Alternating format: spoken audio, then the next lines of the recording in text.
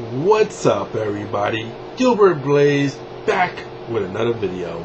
Now, yes, I've been wanting to talk about wrestling for a long time now because a lot has happened the past few weeks, and I need to get my thoughts and express my opinions on certain matters. So let's get right to it. Raw last night was actually a decent show.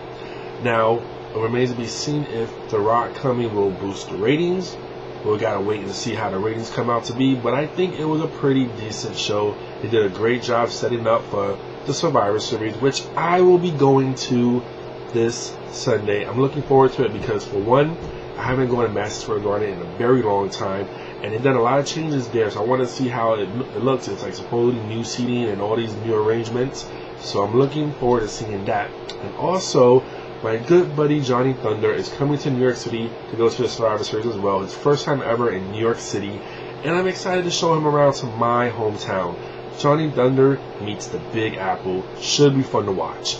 But the Survivor Series actually does look like a decent card, and I am looking forward to Del Rio and Punk. It will be nice to see Punk win the title. I don't think it's going to happen, but it will be nice to see if he does win it. That'd be great to see him win it live. And I think the tag match, the main event, Awesome Truth versus Cena and Rock, I think it's going to be an interesting match for the simple fact that we got to see who is going to hit whose finisher on who. Because I think The Rock is going to definitely rock bottom Cena after a match or before the match. Is bound to happen. They got to set up for more with their WrestleMania match. And I do think that also the Big Show and Mark Henry might actually have a decent match. I did enjoy their last match at the last pay-per-view. I didn't think it was that bad. These two really do match well in a sense because they're such big guys. I'm just a big fan of Mark Henry. I mean, that guy has turned around tenfold. I mean, never in a million years would I ever admit to being a fan of Mark Henry. But wow, I mean, I'm such a fan of his heel work right now. And I sang his praises a while ago. He still is impressing me. And I want him to hold the title for a while. I really do, because if he holds the title by WrestleMania, then we'll see a Daniel Bryan versus Mark Henry, David and Goliath kind of match. That would be pretty interesting. So, yeah, Survivor Series, I'm definitely looking forward to going. And also, I gotta say, the women's match. Let's talk about that really fast. Beth Phoenix, Natalya, they're the Sisters of Salvation. Okay, they're finally getting into their own in that sense, but there needs to be more women that got to come up to the plate, because you can't keep having Eve and Kelly compete for the title. They turn Alicia Fox face now again, so excuse me. I think what's going to happen is Beth Phoenix is going to hold the title until Karma comes back. I don't know how long Karma's been going on. Remind me how long Karma's been going.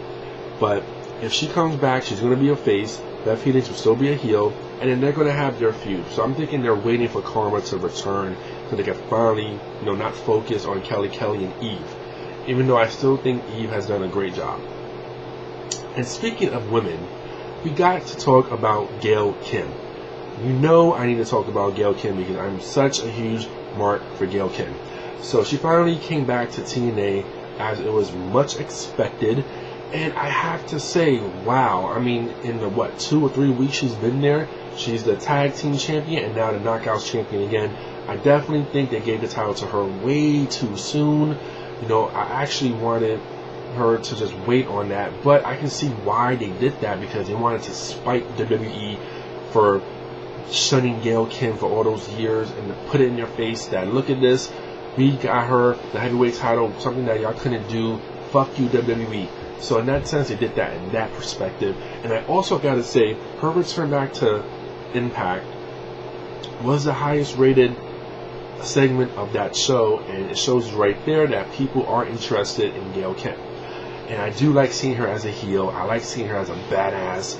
And it should be interesting to see where they're going to go with this, because I saw the Impact spoilers and who's going to be the new #1 contender. So I'm looking forward to hopefully Gail Kim reshaping that Knockouts division, making it good once again. And you know, I gotta talk about Velvet Sky really fast. No disrespect to Velvet Sky, because anyone who's been working in the indie scene for a long time trying to perfect their craft, more power to them. But Velvet Sky is a no talent whore. I'm sorry, she is just. I hate to judge people like that, but seriously, she has no fucking talent, and it's pathetic that she's been in the indie scene for so long and still trash, garbage, nothing there. And I know she probably worked really hard, and you know, she busted her ass to, you know, good for her, she won the title, but that title did not belong on Velvet Sky's waist. So in that sense, they did all that build up for her to win the title, and they quickly took it off her. Sucks for her, but seriously, she had no reason to be the Knockouts champion. I mean, this horrible. So hopefully it won't go back to her again. And looking at the spoiler, it doesn't seem like it will. So definitely looking forward to that. You know, as far as the heavyweight title picture going on in TNA, you know, Bobby Roode, I'm not a fan of. I'm sorry, I'm not a fan of Bobby Roode. I just can't get into that guy. To me, he's boring. I just don't like him. But yeah, it's good that they give the heavyweight title to someone different, someone new, fine, but it's still not worth anything to me. That title's not worth nothing to me. It just bounces back and forth to people so many times. It's pathetic. But I will say this.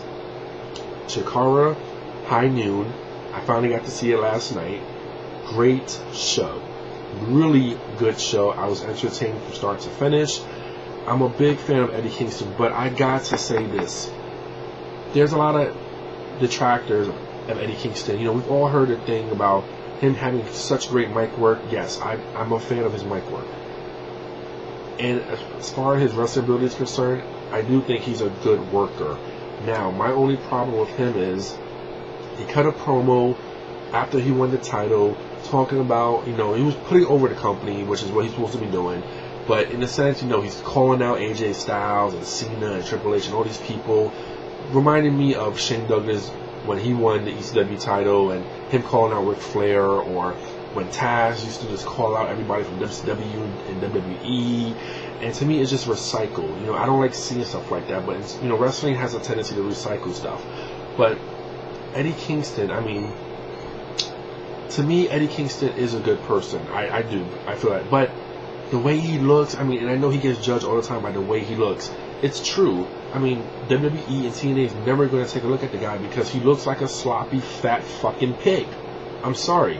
He doesn't look like he takes care of himself, like he cares much about himself. And I know it sucks to judge people on the outside, but to get into the mainstream wrestling, you have to look a certain way. And unless he's like some big monster behemoth, then he can look fat and whatever, thick. But he's not that kind of character, and so he's never going to get a look because he doesn't look the part. And it sucks, but it's true. And I just wish he would take care of his body more, because I think maybe he would get more bookings. And you know, another thing too, a friend of mine told me that he has a habit of really like just treating rookies really bad. You know, he really likes to stiff a lot of rookies in the ring, and that's his way of showing them, you know, paying their dues. And I don't respect that really as well either. Like, come on, you know, help them out, don't fucking hurt them. But in that sense, I still think Eddie Kingston is great on the mic and a terrific talent. But just parts of me that sometimes just makes me like cringe about him.